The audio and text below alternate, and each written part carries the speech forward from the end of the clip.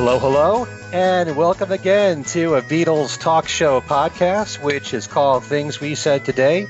This is a weekly show in which we talk about anything that has to do with the Beatles, the past, the present, sometimes even the future, their history, their music, whatever we feel like talking about.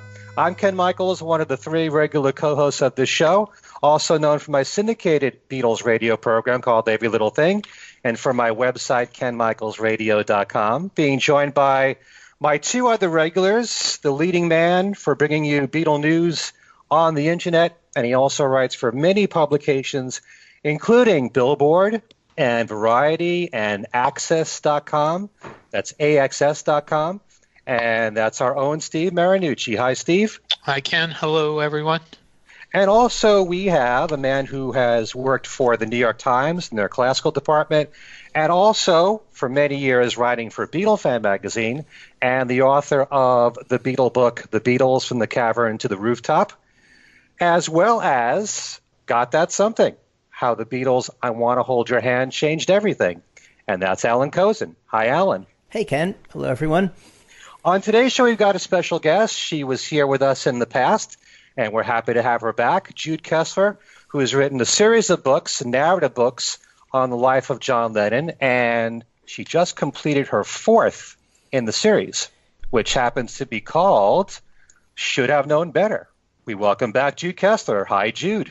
Hi, Ken. Hi, Alan. Hi, Steve. Thank you guys so much for having me back again. Great to have you back. You know you're welcome anytime here. Thank you. We're going to be starting our show as we normally do with the latest in Beatle news, and since we didn't have a show last week, we have a little bit of catching up to do, and certainly where Paul McCartney is concerned, he gave us 3 secret gigs. Actually, you could say 3 concerts plus a Q&A for Facebook, and it all started with a concert that he gave at Abbey Road Studios. You want to talk about that, Steve? The Abbey Road Studios thing was a secret gig, and a few people were invited, and he walked to the studio. That was the big thing. He walked to the studio and crossed the famous crossing, and it was on the webcam, and people apparently, from what I'm told, or for what was posted, not too many people actually recognized him when it happened, that's kind of hard to believe, but apparently from the pictures it went pretty uneventful, and he walked in and they gave the show inside the studio, and it was a relatively short set, and he did some new songs, and so there and that was that. So is that why he walked across twice? I guess, because yeah. No one recognized them the first time. Right. Why did the Beatles cross the road? I don't know if I'd call it a short set. I mean, he normally gives you 35 songs in a normal concert of his, and he gave 23 at this show. So I think the fans who were there, the very special ones that won tickets to get in, they were given some treat. And to do it at Studio 2, of all places. I mean, it's one thing, right. Imagine to see a show with Paul in a small club. And a few of us have been fortunate to be able to say that. But at Abbey Road, right, in the very same room where most of the magic was made. So and this was done for Spotify. So Spotify's gonna have it. Yeah, I'm kind of wondering with all 3 of these performances, if any of them are going to be released commercially. Well, not to get ahead of it, but I think one of them will be. So. Well, we're not sure which one that will be, but well, actually, I think there's a good clue. Let's talk about the others first, and then we can get to that. 2 days was it 2 days later? A couple of days, a day or so later, they did the show at the Cavern, and the tickets were handed out at Echo Arena. People were waiting in line apparently at the Cavern from somebody I talked to that was there, and they announced, or Paul announced around 9 o'clock in the morning on the web that the tickets were going to be available at Echo Arena, and some people rushed from the Cavern to Echo Arena and unfortunately didn't get tickets, but some people were already there in line and got tickets. There were only, according to what I was told, 110 public tickets available. So, and he didn't do as long a show as he would normally do, as about the same number. I don't have the set list in front of me, so I don't have it counted, but he did 4 new songs there. One of which, by the way, is called Fuhyou, Fuhyou. And we have no explanation as to what that means. Apparently, he did say something, and I had different stories about what it means, but I don't know yet. So he did Confidant. He did that one. Unfortunately, I don't have. He did Come On to Me. Come On to Me, and he did a song called Who Cares. Who cares? No, not at the Cavern. He didn't. Okay. Well, at Abbey Road he did. At Abbey Road he did, but he didn't do He didn't do it at the Cavern. Hang on, let me see if I can quickly locate it here.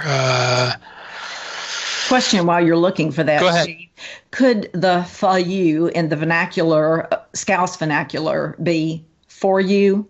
I mean, that's a good question. I don't, because the person who told me, the person I talked to that was at the show, thought she remembered it to be a kind of a love song. Yeah, I mean that's Scouse for you.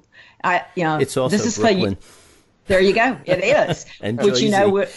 Yeah, there you go. So okay. I mean, it's a possibility. Okay, so Confidant, Come On to Me. Who Cares? So Confidant, Come On to You, Who Cares, and Fuhyou were the 4 new songs at the Cavern. Okay, so we did do that. No, he did Who Cares. That's what I said. Ken said. Oh, okay. Duh. Never mind. But anyway, the show was filmed and recorded. I've seen pictures that Giles Martin was there. I heard reports that Giles did the recording, which would indicate that the Cavern show will be released. Mm-hmm. Nobody's confirmed that, and I've tried to find that out. Nobody said anything, but that seems to be what's going on there.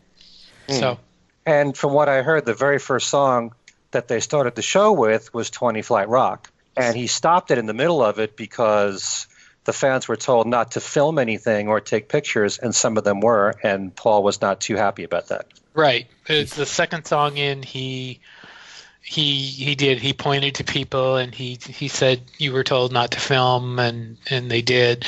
And the person I talked to that was there said after that nobody dared pull their phone out. Although there are videos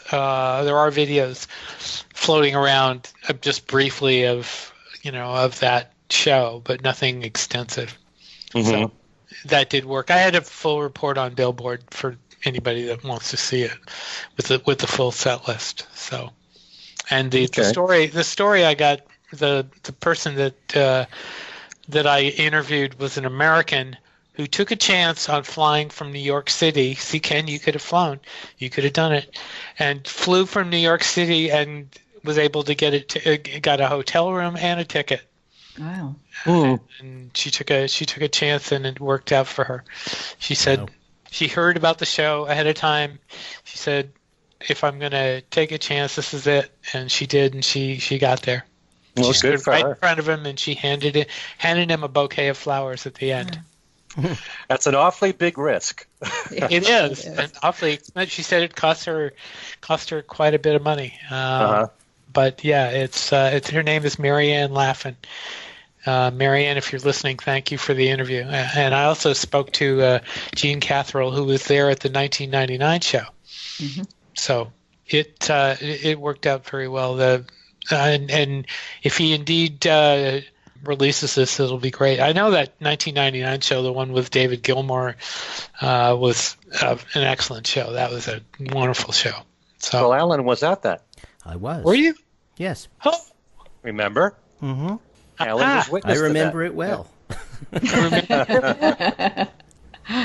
Yeah. Yeah, it was a good show. I think I was a little disappointed that a show at the Cavern, not having been in that venue, which of course isn't the real cavern. It's next door to Right. the real cavern. The real cavern is now parking lot, which we had to line up in before going in. So we kind of were on the cavern and then in the new cavern. And you walk down the stairs and you're in a replica of the cavern with the arch, where they played under. But where they have concerts is actually in a big room inside, So I was sort of expecting the concert to be under the arch, and it would be sort of like, like the footage you see of some other guy. But in fact, it was just in a somewhat bigger room. I mean, bigger. It only holds like 250 people with, just a regular stage. But, that's a pretty minor disappointment as disappointments go. It was kind of a thrill to see him in that space in 99. So Gene is lucky. I mean, Gene must be one of the relatively few people who have seen both of those shows. Right. Wow. So I saw her there in 99. did you? Yeah. Yeah. I knew her from online. And yeah, I've known Gene for a long time, too. So anyway. And actually, in between those two shows, Paul paid a visit at Lipa, where he did a Q&A on Facebook, which I still haven't seen. I would imagine, hopefully all of you got to see it. He also did a Q&A before the Abbey Road show, also online. And then he went back to Lipa for the graduation. After the Lipa event. So he went back a second time. Yeah. And I know Nile Rodgers got some kind of an award there. And after the Q&A, there was another performance. And when I looked at the set list, I mean, this surprised me so much more than the two other shows, because if you look at the set list, it's a lot like Paul's Unplugged show on MTV. I was really surprised. I'm just going to read it real quick because it's only 12 songs. I've Just Seen a Face, San Francisco Bay Blues, Every Night, the big shocker for me, From Me to You, which he's never done live in his solo career.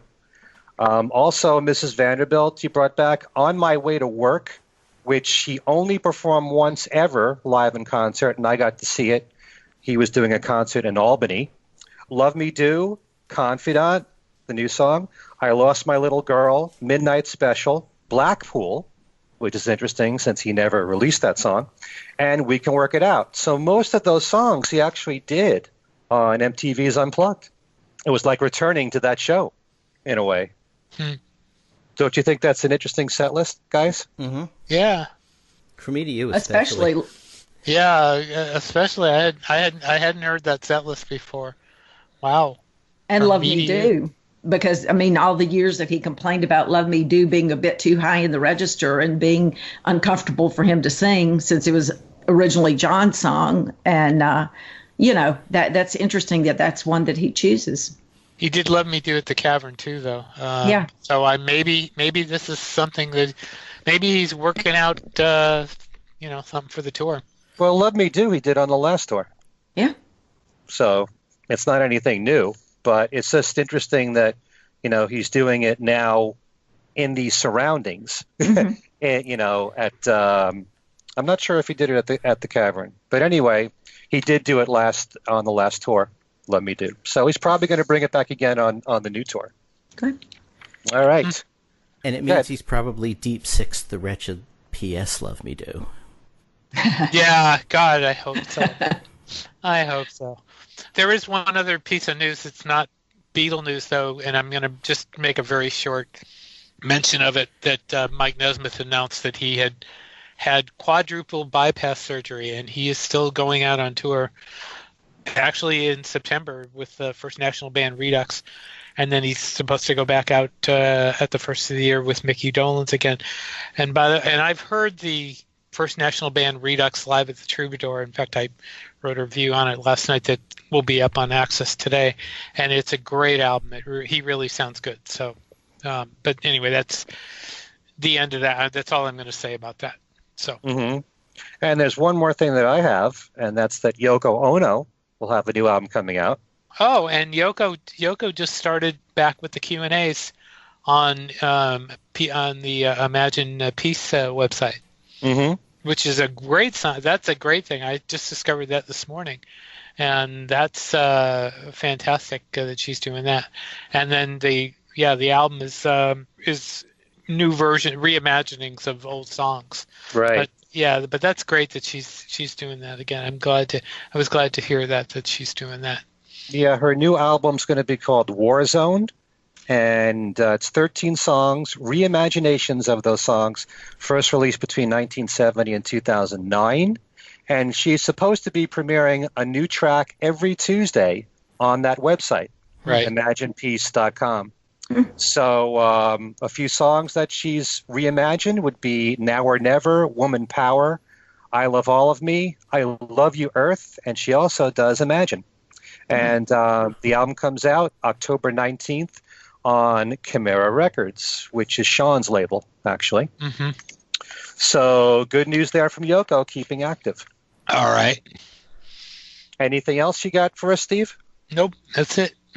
All right, so then on with the show. And as I said, Jude Kessler is our special guest. She has a brand new book now out, the fourth in her series of narrative books on John Lennon called Should Have Known Better, which I believe is going to be premiering at the Fest for Beatle fans in Chicago, which is the weekend of August 10th through the 12th, the Hyatt Regency O'Hare.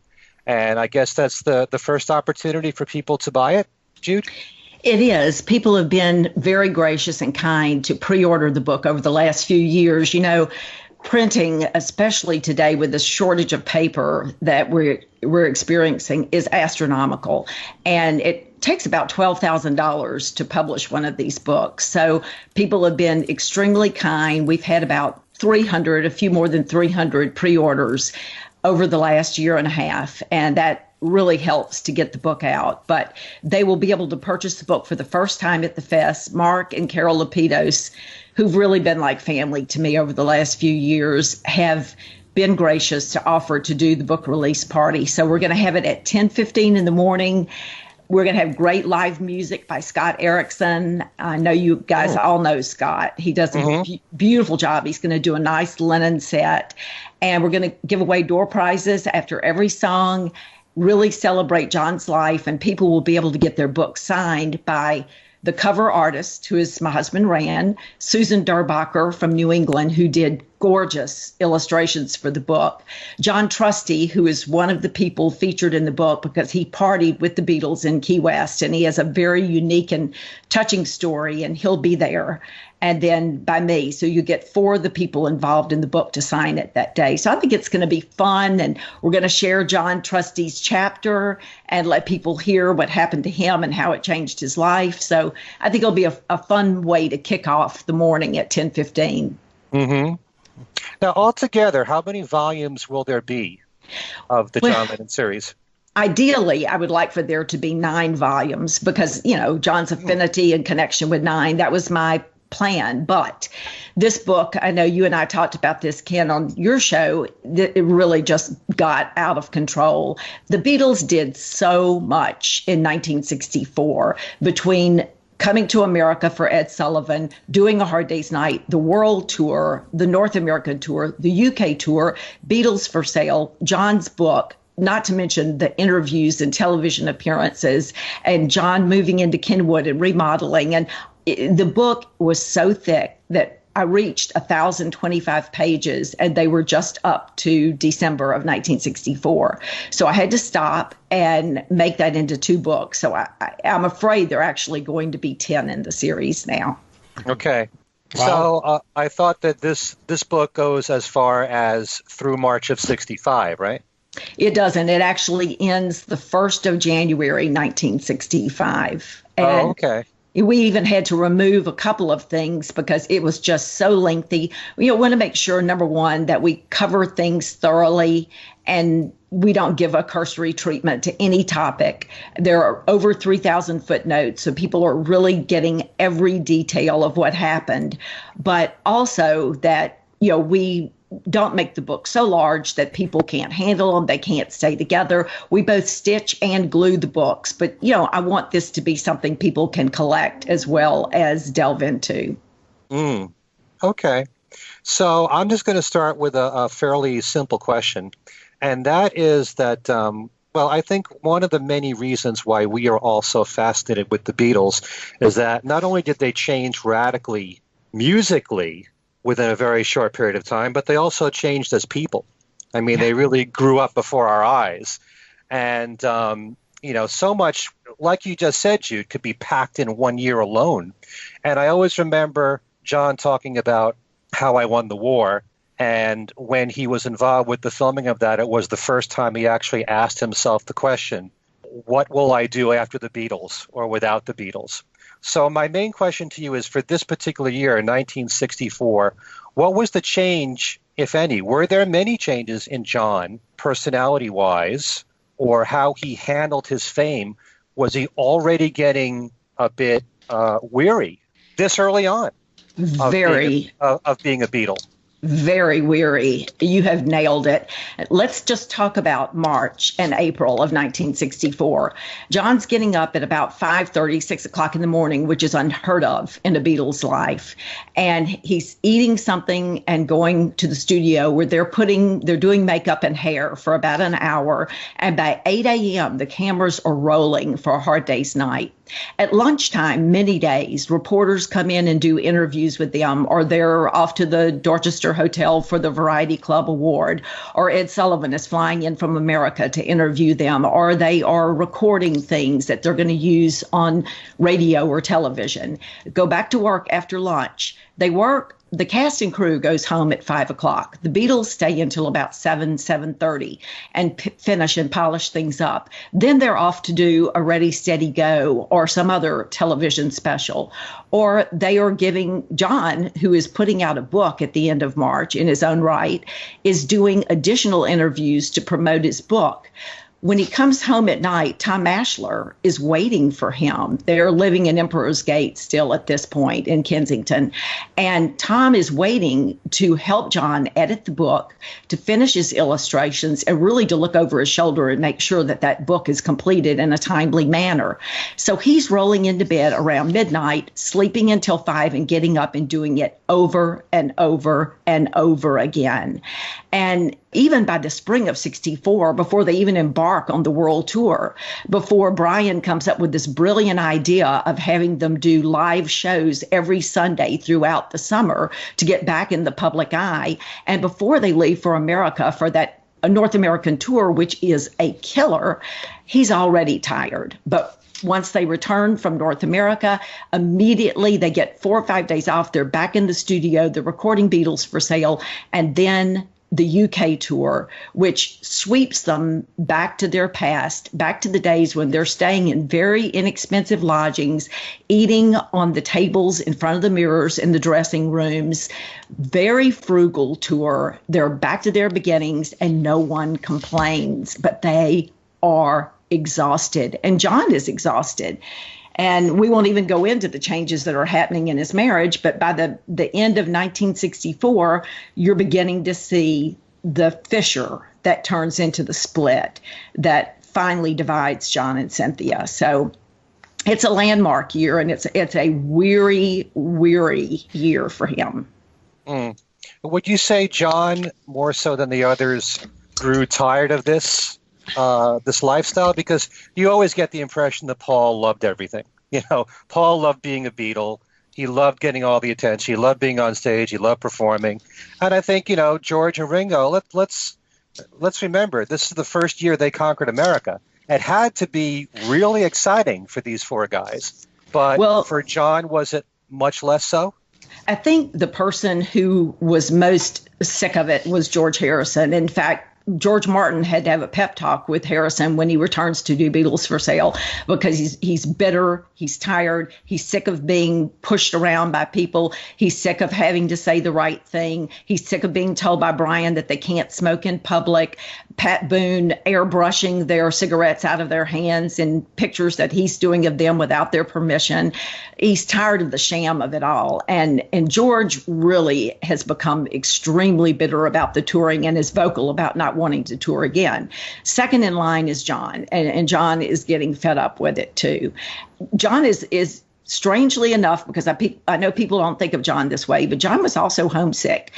Larry Kane, Art Schreiber, Ivor Davis, all of the reporters on the North American tour will tell you point blank, he was calling Cynthia every single night, never missed a night calling home. He was homesick. He says in many interviews when they say, what would you like to do that you haven't done on the tour thus far? He says, go home. I want to go home. And he says it repeatedly, and people get insulted. Well, you don't like being here? I like being here, but how would you feel if you'd been gone from your family for this many days? I want to go home. So John second, but you're absolutely right, Ken. Ringo laps it up. He loves that. On the very last night in Dallas, he says, I wish we could start all over again and do this all over again. He loves it. And Paul eternally loves it. It's Paul's bailiwick. Mm-hmm. Yeah, I mean, we all know how George Harrison felt in '66 about touring. He really wanted it to end, but I wasn't aware in '64 that he already felt that way. Not so much ending the tour, ending touring, but being tired of performing so and soon. Being tired of told what to do and what not to do. And he really, I mean, he sits down with George Martin right after the first day of Beatles for Sale. George says, what's wrong with you? Yeah, I can see that you're unhappy. He comes in late. He's several hours late to the recording. He's just not himself. And once they're back in the studio, he begins to relax. By the time that they are on the UK tour, he's resting, he's returning to himself. But look, those boys were pushed far too hard. It was something that, and I work 10, 12 hours a day, but to always be in the public eye and to have to say the right thing. And if you do the least thing wrong, and some of it wasn't even their fault, when they landed in Milwaukee, they were supposed to land at General Mitchell Field, but someone, and we're really not sure who it was, in all their wisdom, had them land across on the other side of the field at the National Guard headquarters. And instead of going by the fans and waving as they always did, they were whisked away straight to the hotel. Well, that became the turning point of the North American tour. From then on, the press was on the Beatles like white on rice. You don't like the fans, you don't respect the fans, you don't care about the fans. And it went from a love affair and a honeymoon to a persecution of the Beatles. Look at the interviews prior to Milwaukee and the interviews after Milwaukee. Suddenly the worm had turned and the press was after the Beatles big time. And George got tired of it. And a couple of times he smarted off to them. Of course, John was credited with having said the things that George said, but that's one of the things that I try to set the record straight about in the book, is that George was fed up, and he's very, very vocal about it. In fact, at one point, someone says something nasty to him, and he responds with, well, if I were as fat and ugly as you are, he's fed up. And it's 64, so he had a long road ahead of him before someone listens to his complaints. Yeah, it's so amazing to think that happened so early on. It really is. Yeah. So we always do like a roundtable discussion here. And so next up, we'll have Alan ask you something. Okay, yeah, I wanted to pick up with that same area, really, because it is kind of surprising to learn that by 64 they were already fed up, because publicly, it's true, you could pick up on some of the things that you've said, the quips in interviews that are less cheerful than they usually are, but there wasn't that much of that, and in 64 they still seem to be enjoying it. The summer tour was a bit grueling, and the only thing I've ever seen that made me see how tired they were was basically the Beatles for Sale album. We talked about that when we talked about the album a few weeks ago. To me, the fatigue is just palpable in that music. It is. Yeah. Did you, was there a lot of that in the sessions, or did, as you said, after George Martin's pep talk and George settling into recording, he began to feel better? I mean, did recording revitalize them a bit? Yeah, they definitely always loved being at home in the studio, and things got better as they kept going in the studio. But, they had been given no time to write Beatles for Sale.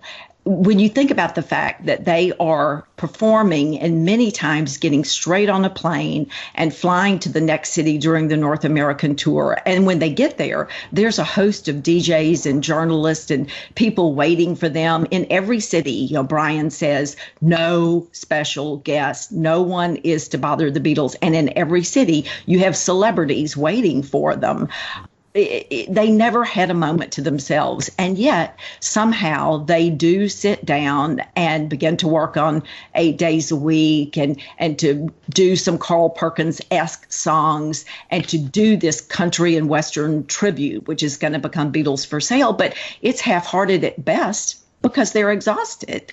And so creating has been pushed to the bottom of the barrel. And look, Alan, that's what they did this for. Mm-hmm. They did it to create, to write their songs, to sing their songs. And suddenly, you know, as George said, we're just performing fleas. And then, you know, John said, no one even listens to us anymore. There's one moment, one beautiful moment on the North American tour in which people actually hear them. And it's in Indianapolis, outside that night at the second concert that they do under the stars. Mm-hmm. The teens sit down and they listen and they sing along. And it gives me goosebumps thinking about it, because under the stars that night, they get to be the Beatles that they wanted to be.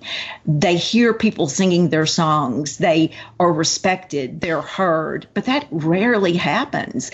And George Harrison said, do you know what the Beatles concerts have become? They've become a reason for kids to riot. Right. They're using this as an excuse to riot. And, you know, that's not what we wanted.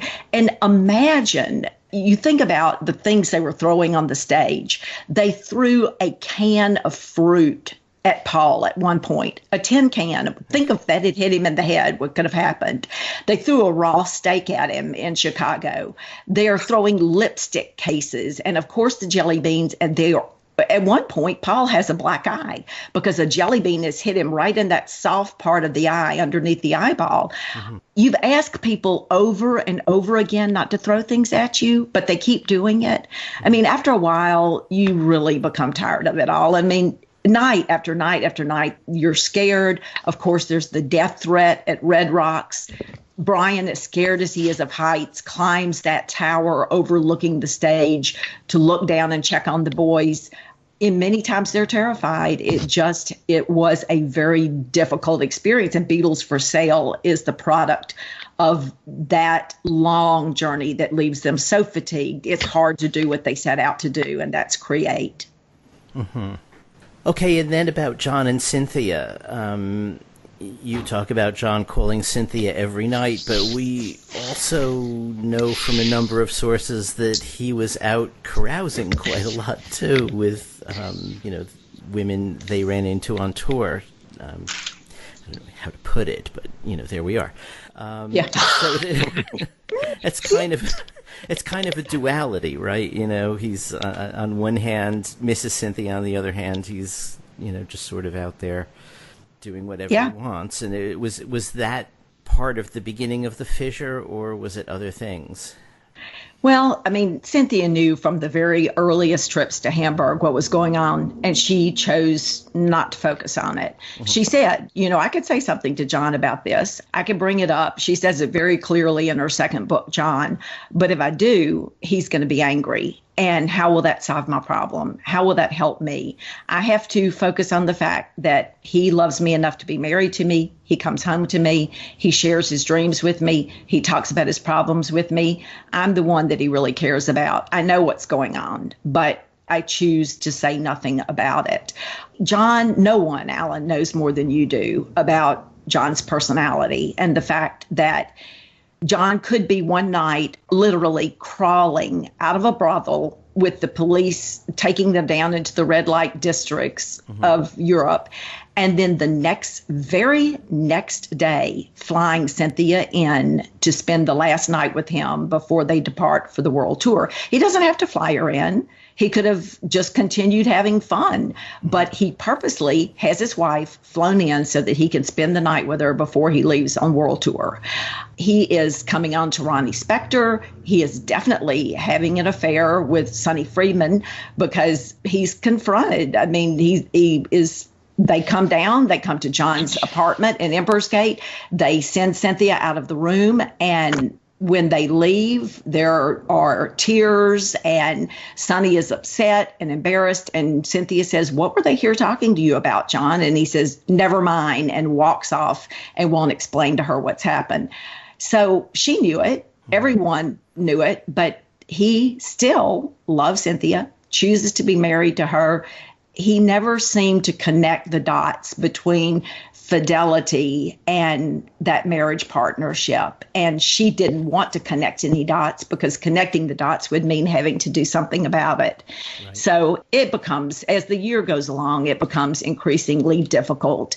And he's very unhappy living at Kenwood. He really doesn't want to leave London and wants to be able to go to the Scotch of St. James and bag of nails, but he sees that Cynthia deserves to have privacy and Julian deserves to have privacy. And so that is his compromise. I'm going to go on tours. I'm going to see the world, but I'm going to leave you in a safe place. But, it's very inconvenient to move to Kenwood and very unhappy for him because many nights Paul, George, and Ringo go out partying and he can't go because he has to go home.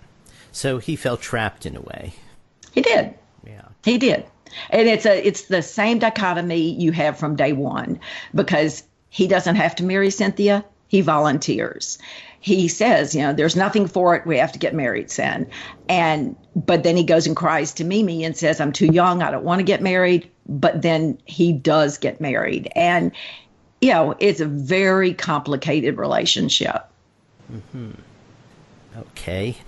A little more about the series generally. You had said you wanted it to be 9 books for the obvious reasons, and now it will be 10. It seems to me that with the whole rest of the Beatle era in front of you, it may be more than 10, because of the experience you had with this one. Probably will be replicated in 65 at least, if not 66.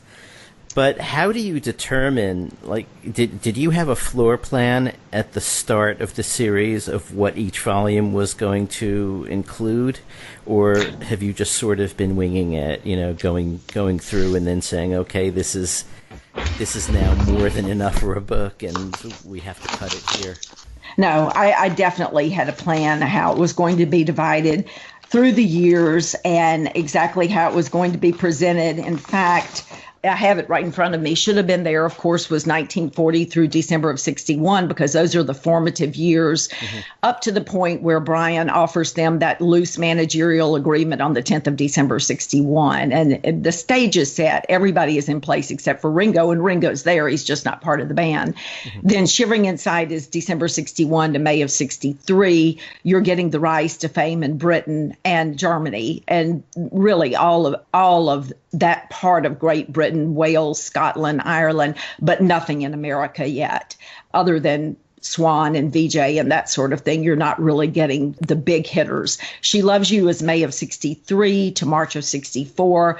The outbreak of Beatlemania, the royal performance for the royal family on the 4th of November, 63. The Palladian, playing the Palladian, knowing that they're coming to America, Ed Sullivan, that whole bit. Then this book was supposed to be March of 64 through November of 1966. Well, we certainly didn't hit that mark, Yeah. I mean, there's no way. But people were so gracious. I was able to get so many primary interviews with people like Art Schreiber and Beatle Bob Berry and Gene Loving from Virginia Beach, who traveled to the New Musical Express with Louise Harrison and went to Liverpool with her and then met the Beatles. And all of these people who are contributing these primary source stories, and you don't want to say no. You want to include as much as you possibly can, but it's huge. So now we have Shades of Life for the new book, which is hopefully going to cover all of 65, perhaps a little bit of 66. She said, which will be August of 66 through September of 1969. Strawberry Fields, the early 70s up to the Lost Weekend. Surprise, surprise, the Lost Weekend up to January of 1975. Steel and Glass, January of 75 to 78. And then Shine On, 78 to December of 1980. If I can stick to that, it's a great plan, but my main concern is not adhering to that schedule. It is telling John's story accurately and as thoroughly as I possibly can tell it.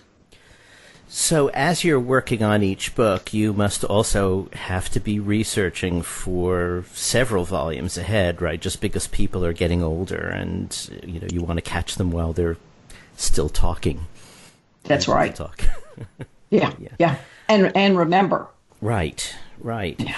So in that period of 75 to 78 and 78 to 80, is that a particularly difficult section? I would think so, just offhand, just because he wasn't public. But what are you finding for that period? That period, I really have not done much research on at all because I have been so busy trying to capture the next 4 or 5 years, talking to people who actually went back on the North American tour in 65 and who were a part of the making of Help and were there when John was struggling with what to include in Spaniard in the Works because he's put all of his best things in his own right. He's trying to find his stories. They've all disappeared. Bill Harry's trying to help him find them. So I've been working ahead about 4 or 5 years, and I haven't moved on to that section yet. Talked to several people who said, when you get there, I'll be glad to help you. May Pang has been extremely helpful, and she's many times has stepped in and helped me.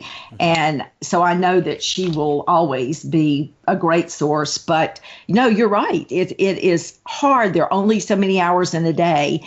And if you are trying to do a thorough job on the work at hand, but you have to keep a side eye on the fact that you don't want to lose those interviews, you're always juggling the present with the future. So for this book, you've talked to, for instance, stewardesses who accompanied them on the tour on the plane. And I'm wondering, first of all, how did you run into those people and find them? The story, the Walnut Ridge story, was one that was not covered very well because the Beatles obviously were only there for a few hours in the wee hours of September the 19th. They've played Dallas. They're finished with the North American tour, and now they're going to go to Alton, Missouri for a few days of rest and relaxation before they go to do their charity gig in New York and then return to start making A Hard Day's Night. So when I began researching the story of what happened when they flew into Walnut Ridge, I was told, and I know people in Walnut Ridge because I participate in Beatles at the Ridge. Every year I run the Authors and Artists Symposium. And so one of the people who was very involved with the story was a boy. He's now a grown man, H.T. Moore, who was a young journalist for the Walnut Ridge newspaper. And he received a call early one Saturday morning from a guy named Gene Matthews. And Gene said, HT is 16 or 17 at this point. I know something you don't know about the Beatles. And he's like, okay, whatever. He's like, no, they're here in Walnut Ridge. And H.T. Moore says, yeah, right. And he goes, well, if you don't believe me, call your friend. And he named someone because she got their autograph last night. So H.T. Moore follows up, makes a second call, finds out, sure enough, the Beatles did land in Walnut Ridge the night before. Well, Gene Matthews told this story to this girl who told the story to someone else who told the story to HT. And as I begin to backtrack and find out that the 3 boys who went to the airport to meet the Beatles that Friday night were Bobby Cole, Richard Thomas, and Gene Matthews. And I begin to get the stories from their families and from them about what happened. The very first story that unravels is that when the Beatles landed, they're coming from Dallas. It's Brian's 30th birthday.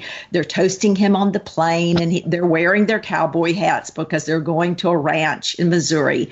When they land, hookers prostitutes come flying off the plane, short skirts such as these people in Walnut Ridge have never seen before, and it's a scandal, and their eyes are bugging out. Well, actually, in truth, as I began to research it, there was actually one female on that plane, and that was Ruby Hickman, who was the executive for American Flyers Airlines. I have a photograph of the suit that she had on. It was very modest and sedate. She was a very well-respected female executive in 1964. That's the only female who got off the plane that night.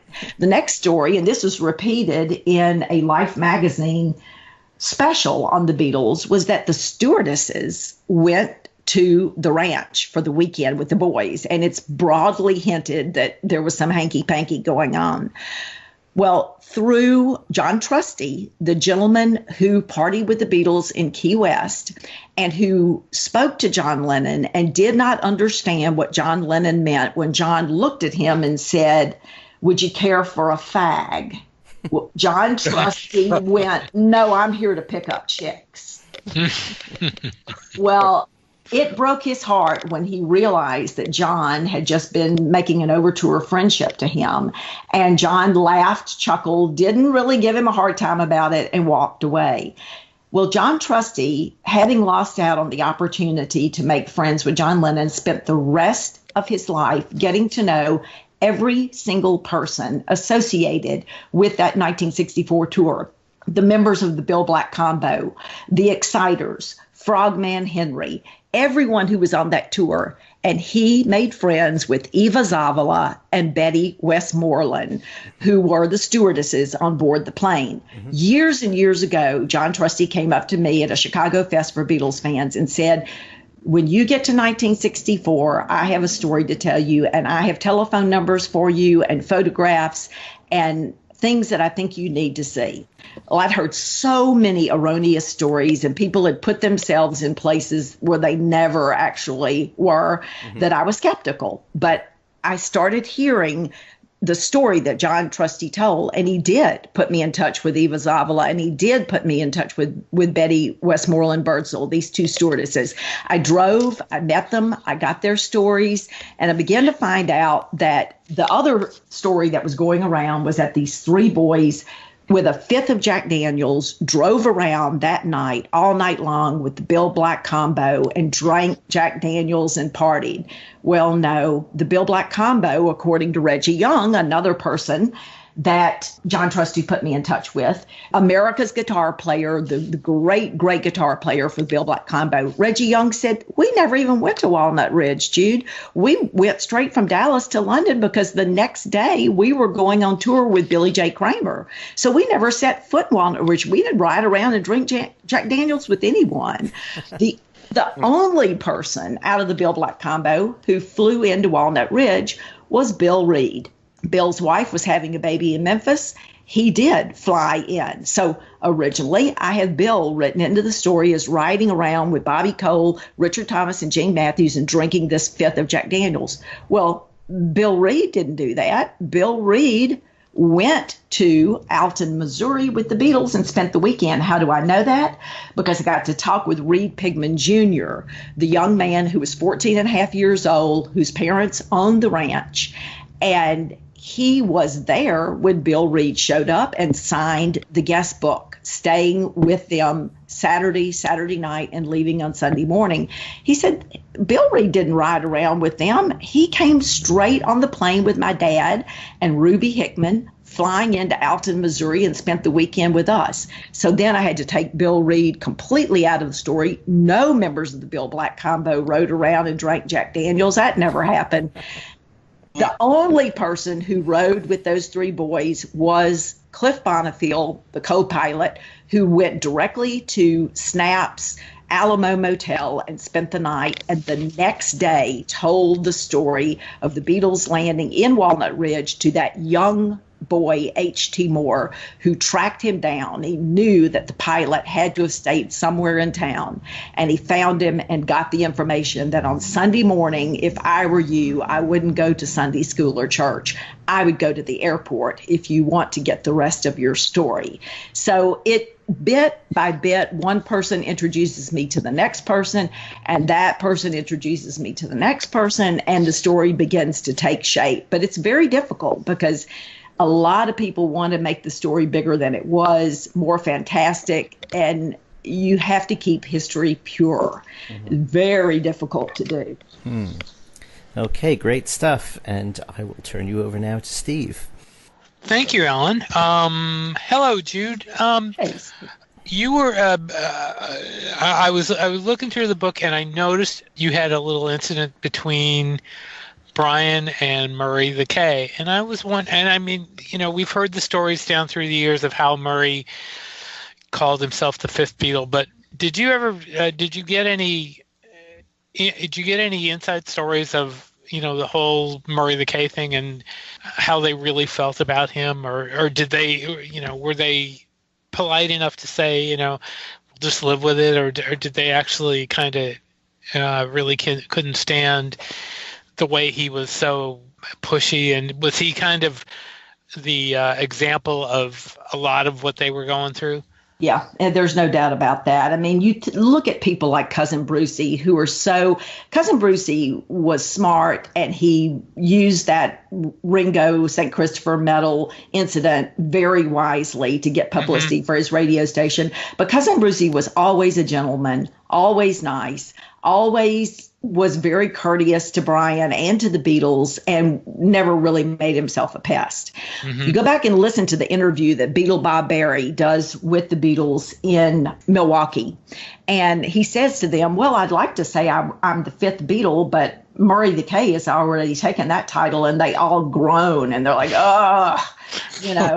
he's so pushy, and he brings himself over to do the DJ work for the New Musical Express concert. Right. Oh my God. Or he's pushy that over introduction there. is awful. Oh, he is the epitome of everything that was wrong about what the news was doing. But the embedded journalists who tour with the Beatles were all stellar. You have Art Schreiber, who was with the Westinghouse Network, and Art missed the first week of the tour because he was asked to cover the Democratic National Presidential Convention. So he misses that first week. But once he's there, he is becoming fast friends with John Lennon. He's playing Monopoly and staying up with him every night, even though Art has to post 5 stories at 8 a.m., 5 stories at noon, and 5 stories at 8 p.m. Imagine what that took. I said, Art, were they the same stories? He said, no. I had to write 5 different stories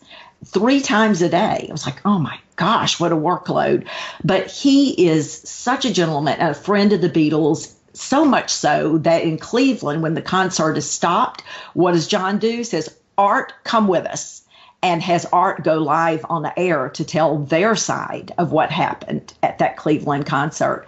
Ivor Davis, very kind to them, good to them, is the ghostwriter for George in his Daily Express column.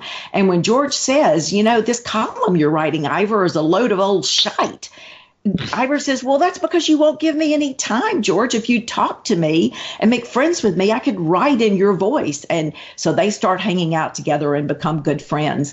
A lot of these journalists who were with them and the photographers, Ron Joy, Kurt Gunther, they are wonderful people, but they're hand selected. When you're talking Murray the K, you're talking someone who's inserted himself into the story, not someone that Brian selected. So that's a different breed. What was I know, this was probably the most intense year, 64. Would you say that, first of all, was it the most intense year, or did it get worse as the years went, as say 65 and 66 went on? Well, I think 65 is going to be even worse because it's not going to be new. You've done a movie, and so now we're doing it again. You've been on a world tour, and now we're doing it again. You've done a North American tour again. So the new has worn off. And by the end of 65, Paul and John are becoming a little contentious. At one point, John is pouring his heart out to Ray Coleman in a dressing room. on the UK tour. And he's not talking to anyone but Ray Coleman, but he's saying, you know, I'm really sick of this. I'm tired of this food. I'm tired of eating in dressing rooms. I'm tired of the screaming. I'm tired of the jelly babies. I'm tired of, and Paul turns around and says, cheer up, John. I'm sick of you. And John says, just watch telly like a good little boy and leave me alone. I wasn't even talking to you. And Paul says, but you're bad for me image. In other words, the stuff you're telling Ray Coleman, who is a journalist, and Ray's not going to repeat it. He's John's friend. But that could end up in the press. You're bad for my image. I don't want you saying these things. I don't want you repeating these things. And John says, it's none of your business. And this happens 2 or 3 more times. In fact, once Paul corrects him in public. So they are starting to get, you know, there's always been a problem with having 2 big dogs. From day one, when John goes home and he sits on his bed in Mendips and he makes a decision about whether he's going to bring that talented, smart, savvy leader into his group, but he does it because he feels that it's what's right for the group. He knows this is going to happen, and it's wonderful that it doesn't happen until almost the end of 64. But from 64 on, the 2 of them are going to be at each other. And so, you know, I think it's going to get worse, not better. I mean, 64 is going to be just as draining, but now the newness is worn off. They'd always wanted, I mean, you know, we'd heard the stories about Where We Going, Johnny, to the Top. Yeah. And but I wonder if maybe the end result of just how crazy it got was more than they wanted.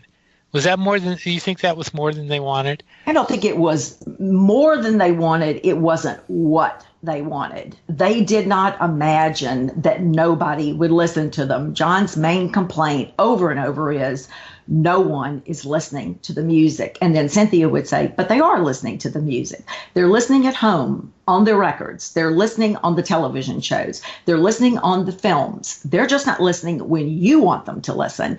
They're not listening when you sing. It wasn't the Cavern Club amplified. It was, as George Harrison said, that reason to riot.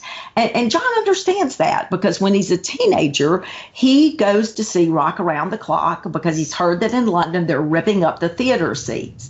And he's primed to rip up the theater. And then no one does it. They just sit there and eat their popcorn. He's really disappointed, you know. But he understands it theoretically. But when it's happening to you, and you are the one putting your talent out there and no one is listening and they're throwing things at you and they're crying and screaming and jumping and running and no one is listening, it wasn't what he thought it was going to be. And it is increasingly, don't say this, don't say that. Of course, later on, don't mention the Vietnam War, don't talk politics, don't say the things you're not supposed to say. From the very first moment that Brian says you're going to bow from the waist and tighten the tie, it's not what he wanted. And at the end of Volume 1 should have been there. John won't go into the grapes to that party. He won't go in and celebrate because he thinks he has sold the Beatles out. I have said, right then, Brian, manage us. But was that the right decision? Did I give away my authenticity? So it really wasn't what he wanted. That's really interesting. So then, after 64, to get back to what you were saying a little earlier, it actually gets crazier in 65. It doesn't get any easier. No. I mean, what improves? It's the same schedule that they had in 64, but now it's trite. Now it's the same old, same old. So, you know, I mean, and tensions increase and John becomes more who he is in the public eye. George becomes more who he is in the public eye. And that stands in direct conflict with who Paul wants them to be. Paul wants them to say the right things, do the right things. He always is busy. You can imagine the panic that Paul is going through when he's thinking, I've got to make this right. And I've got to cover up for anything that's said. And meanwhile, they're thinking, we've had it. We are going to say what we want to say. And it's a difficult premise in 65. How did their music not suffer, though? Because it didn't. That's really the amazing part, is that the music didn't suffer. Yeah, because that's the outlet. That's the one place where they're happy. That's the one place where they are who they are. I just wrote a little blog for the Fest for Beatles fans about why do people want to do that every 6 months? Why do you want to return every 6 months to the same event? I'll tell you why, because that's the only place where people know who you really are. You're not a researcher. You're not a businessman. You're not a grandfather. You're not a dad. You are a Beatles fan. And couple of 3 years ago, someone yelled at me across the lobby of one of the hotels at the Fest for Beatles fans, "Hey, Lennon chick." And I wasn't insulted. I wasn't put off by it. I didn't feel diminished. What I thought was, when you go to the Fest for Beatles fans, people know you for who you are. You are that fan that you were when you were 14, 16, 18. They see you in your real clothing, your real self. Right. And the studio was where those boys got to be who they really were. So that's the only place where they can be themselves. And so they pour every bit of devotion and talent and love that they have into those songs. That's when they're happy. Okay. Thank you. Go ahead, Ken.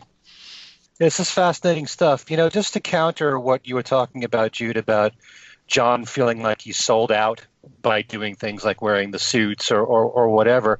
I always remember Paul talking about this, saying that he didn't remember John feeling that way when he was asked to do that.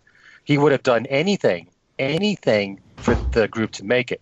So whatever he was told to do, you know, at that time, he agreed to it. Absolutely, he agreed to it. Of course, Paul says that years later. That quote comes from him years and years later. He did.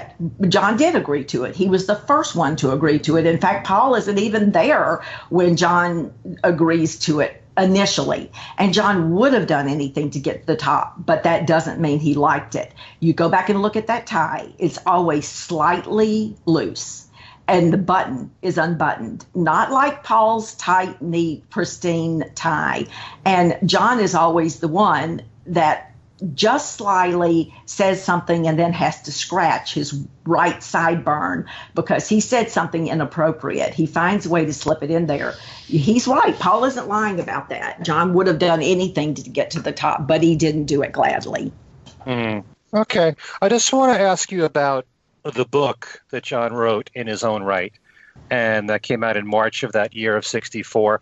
Do you think that John wanted to be taken seriously as an author? Because whenever I've seen interviews with John at the time talking about it, he's very lighthearted, almost like, you know, this is a little side project. It's not something to dwell on. It's just something he's doing on the side. Do you think he wanted to be looked at seriously as an author? I do. But John always tells you that things that matter to him don't matter. He tells you that it's just trash, that the book is junk, that it's about nothing. And that protects him when if people would say the exact same thing. You know, I didn't really put anything into this. It's just a bit of stuff I scribbled. And yet, what is he doing when he's on the plane? He used to put slips of paper in his right pocket. And then he would take them out, write on them, and put them into his left pocket. He was constantly writing, constantly reading, constantly absorbing new ideas. Betty Westmoreland says John rarely talked to anyone, but he was always scribbling something, always writing something. He was a man apart. John very much wanted to be heard as the artist that he was. But of course, he always says, it doesn't matter. I don't care. This is just a bit of dribble that I'm putting out there. But why does he do it? Why does he write the Daily Howl? Why does he write the poems and verses? Why does he write the stories? Because he's telling you who he is. And if you go back and read in his own right, it's a very dark book. It's a book that tells you about the pain that he suffered, about his very dark view of life growing up and through his teen years. And he's telling you exactly who he is. At the Foyles luncheon, when Brian finally stands up to give the speech that he was supposed to give from the very beginning, and that's a whole story that we cover in the book because it was just a misunderstanding. John thought Brian was going to deliver the postprandial speech. Brian assumes John's going to introduce him. John can't see him because he doesn't have his contacts on, so he doesn't introduce Brian, and he stands up, scratches his cheek, does a sign of the cross twice, and says, "You've got a lucky face. Thank you very much," and sits down. Brian leaps to his feet, walks to the microphone, and says, I want you to understand, I advised John not to do this. I did not think that writing a book in his spare time was the right thing to do. I thought it took away from his duties as a Beatle. I was against this. John wanted to write this book. John is the one who insisted. And any good and any beauty and any creativeness and anything significant that you see in this book that caused you to award him the Foyles Literary Award, that is all John Lennon's doing, not mine and not anybody else's. So that's a very intentional thing. He is writing this book because it does matter to him, despite what he says. Okay. Well, we're winding down here in this show, so I think maybe I'll just ask Alan if he has anything left to ask Jude. Okay. This is a very big general question, but since we're winding down, you can be as concise as you like. I'm just wondering, having sort of looked through through these books, and the place where you are now is the middle of Beatlemania, and obviously after 1970, you'll be doing something else. But why did you choose John rather than, say, the Beatles as a group or George, Paul, and Ringo? What was it about John that made him the subject for you? One of the stories that's in Should Have Known Better is the story of the day that I went to school and one of my friends walked up to me and said, a cover of one of the Beatles 45s, and said, "These are the Beatles, and you have until recess to fall in love with one of them." I was like, what? I was a very serious kid and very studious kid, and I have until 10:30 in the morning to fall in love with one of these people. And I was like, it was a foreign language to me in so many ways. And so initially I said, well, I don't know, I guess this guy, and it was George, and I could tell all my friends were disappointed. So I went home, I found out a little bit more about the Beatles, came back, and the next day picked John Lennon, and they were all happy about that decision. That's a Beatle we thought you were going to like. That's the smart Beatle. That's the leader Beatle, blah, blah, blah, blah, blah. And initially it was just because I was told to choose a Beatle and everybody was in love with a Beatle. But as I grew and began to read and learn John's story and to find out that this is a young man who, for very complicated reasons, I'm not placing blame on anyone, but for complicated reasons, was given away both of his parents. I mean, his dad doesn't mean to. He thinks John's going home with Julia to live, and he surrenders, and Mimi tells him not to write any more letters and to complicate John's life, so he steps out. Then Julia, with the help of Pop Stanley, who is putting huge pressure on him to surrender John to her elder sister Mimi, steps out of the picture and goes to live with John Dykins. So this little boy has lost his parents. He's living with an aunt who is very duty bound. And when he says, "Why are you here for me every day, Auntie Mimi, when I come home from school?" she responds, "Because it is my duty to do so, not because I love you." So you have this little boy growing up. The only person who shows him any affection at all is his Uncle George, who, when John is 14 and a half and needs that male role model, dies of cirrhosis of the liver. And he's not even there for the funeral. They send John away to Scotland so that when he returns, he finds out his uncle is dead and has been buried, and he doesn't even get to say goodbye to him. And, then Julia comes back into his life, becomes his best friend, encourages him to skip school and hang out with her, tells him he has music in his bones and he should start a band, teaches him to play the banjo and the guitar, and then is hit by a drunk driver and killed and taken from him a second time. Look, that young man should have done nothing but be angry and bitter and hostile and ended up in the worst way. And yet he took that pain and transformed it into the soundtrack of our lives. That is a story worth people hearing. And that's why I wrote it as a historical narrative, because it's not just a story for Beatles fans. It's a story for anyone who feels as if they can't put one foot in front of the other, that life has been too mean to them. Yeah, life may have kicked you, but it kicked John Lennon a lot harder. And look at what he did with it. Look at what he did with it, Absolutely. So. Okay.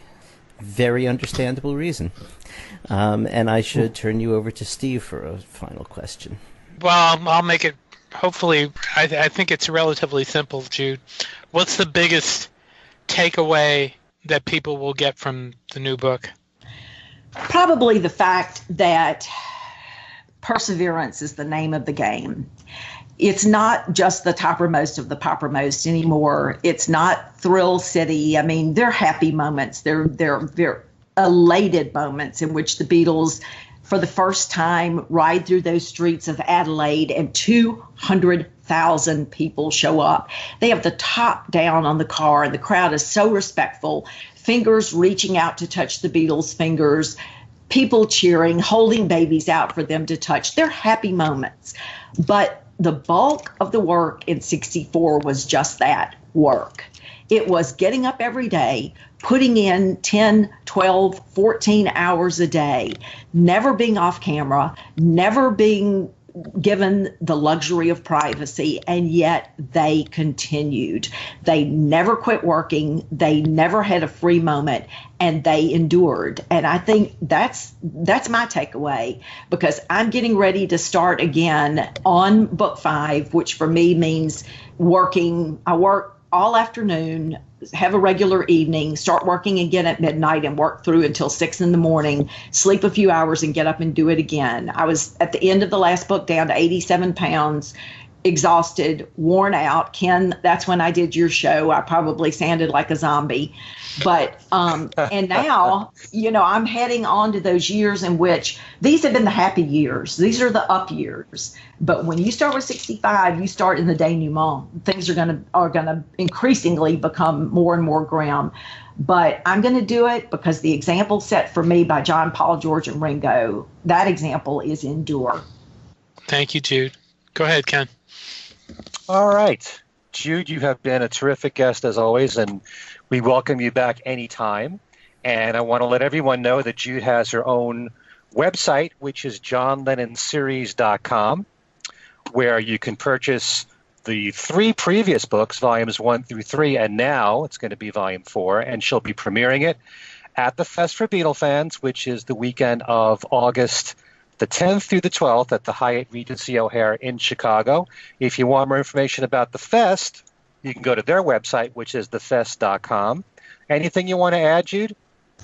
Thank you guys so much for having me. It is always an honor. I've told Ken this before, it is a privilege to talk to people who ask brilliant questions and who really get down to the marrow of things. I think the thing that the Beatles hated most, and I have almost all of their interviews in this book, but the thing they dreaded most were the stupid questions like, what do you do with your hair in the shower? And it irritated them so much. But to come on a show where people ask great questions, what a joy. Thank you so much. Well, I was going to say, did you mention the dates for Beatles at the Ridge? Oh, yeah, we would love for people to come. And when you read the story of how this town was collapsing and folding, and they took that one night that the Beatles stopped in Walnut Ridge, and they made it the focus of the town, renamed all the streets after the Beatles, had this wonderful free Beatles Festival and Symposium, it changed the face of that town. That town just received an $80 million contract to build a defense facility because of John, Paul, George, and Ringo. The Beatles changed that town. So come celebrate with them and be a part of a 2-day symposium, September 14th and 15th. Vivek Tiwari is the featured author this year. Dave Bedford, the featured artist. He's going to be showing his film Looking for Lennon. And both Art Schreiber and Ivor Davis, who are on that 1964 North American tour, are going to be speaking on Friday night. It is going to be a great, great weekend. Dr. Kid O'Toole, Lena Staggs, Sarah Schmidt, Marty Edwards, who was with the Beatles in Chicago in 1964. It's going to be great. And it's free, absolutely free. That's tremendous. And it's nice to see how the money was raised to help the city out. It was a miracle. I mean, everything was boarded up. Main Street was folding. And they said, what do we have that we could use to keep our town alive? And someone said, well, the only thing that's ever happened here is the Beatles landed here for a few hours in 1964. But I want to tell you something. Of all the cities on the 1964 tour, Every other city screamed and yelled and threw things and raged. And the mayor said, when the Beatles get here on Sunday morning, we are going to stand respectfully and we are not going to yell or scream. We are going to just stand there quietly when they walk to the plane. And I tell you what, that good karma came back. That bread they tossed upon the waters came back because the Beatles saved their town. That's just wonderful. All right, so before we go, I know we each give our own contact information out to our listeners. We'll start with you, Alan. Okay, the easiest way to get to me is through Facebook, either at Alan Kozin or Alan Kozin Remix. Short and sweet with Alan. Steve? You can get a hold of me at BeatlesExaminer@gmail.com. I also have a Beatles News and Information page on Facebook. You can get a hold of the show at Things We Said Today radio show at gmail.com. We have a Things We Said Today Beatles Radio Fans page on Facebook. There's also a second Things We Said Today page for the weekend streamings by fab4radio.com. Thank you, Matt Burley, for that. Thank you also to Michael Lynch for the theme for the show. And we have, you can download the show at podbean.com, or you can stream it at YouTube, where we also have a collection, a playlist of all our interviews, which this one will be joining that group when we put the show up. So everything is there. You can stream us and listen to us anytime you want, 24/7. Ken?